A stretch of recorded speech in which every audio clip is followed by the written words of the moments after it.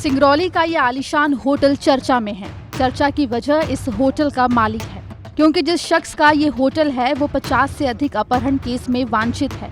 उसके खिलाफ अलग अलग राज्यों में अपहरण के केस दर्ज हैं, लेकिन वह शख्स पिछले 10 वर्षों से सिंगरौली में बेखौफ रह रहा था। उसने होटल भी खोल लिया था और सफेद पोश बिजनेसमैन की तरह अपनी जिंदगी गुजार रहा था। होटल मालिक के चेहरे से हकीकत का नकाब तब हटा जब पश्चिम बंगाल की पुलिस ने सिंगरौली पुलिस से संपर्क किया और तब जाकर खुलासा हुआ कि जो शख्स चंद्रमोहन के नाम से होटल चला रहा था वो असल में चंदन सोनार है, जिसे अपहरण किंग भी कह सकते हैं। वेस्ट बंगाल पुलिस ने सिंगरौली पुलिस से संपर्क किया था कि उनके यहाँ का एक सातिर वांटेड अपराधी जो कि चंदन कुमार के नाम से फेमस है अपराध की दुनिया में, और चंदन सोनार के नाम से अपहरण का गिरोह संचालित किया है।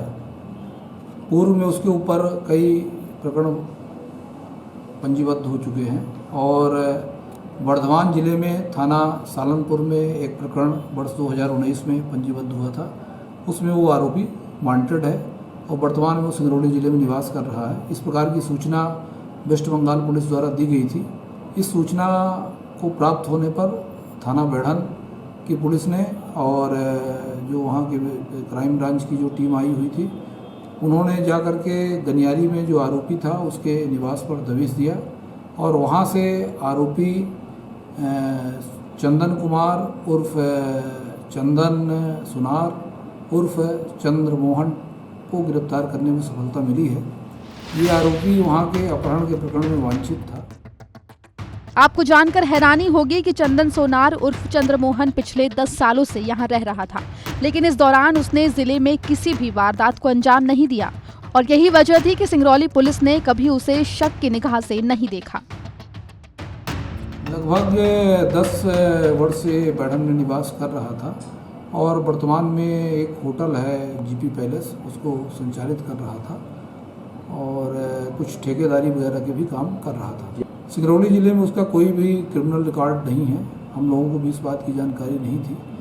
वे पश्चिम बंगाल की पुलिस से सूचना प्राप्त होने पर हम लोगों ने भी उसको इंट्रोगेट किया है और उससे कई महत्वपूर्ण सूचनाएं मिली हैं और उसको आगे हम इसका डाटाबेस तैयार करने में इस्तेमाल करेंगे। हमने जो आरोपी से इंट्रोगेशन किया है उसके मुताबिक ये मूलतः हाजीपुर ज़िले का रहने वाला है, बिहार का, और वहीं से ये जब पढ़ाई कर रहा था उस समय अपराध की दुनिया में प्रवेश किया था और उस समय इसने कुछ मर्डर के और कई अपहरण के अपराध घटित किए थे और वहाँ बेऊर जेल में, रांची जेल में और हाजीपुर जेल में 3 जेलों में रहा है। लगभग 6 साल तक जेलों में निरुद्ध रहा है और 2011 में जेल से छूटने के बाद इसने अपना पता ठिकाना बदल दिया था और ठेकेदारी वगैरह काम करने लगा था। इसी बीच ये होटल भी संचालित कर लिया था और सिंगरौली ज़िले में इसके द्वारा किसी प्रकार कोई अपराध घटित नहीं किया गया और न ही कोई ऐसा तथ्य या ऐसी जानकारी प्रकाश नहीं आई।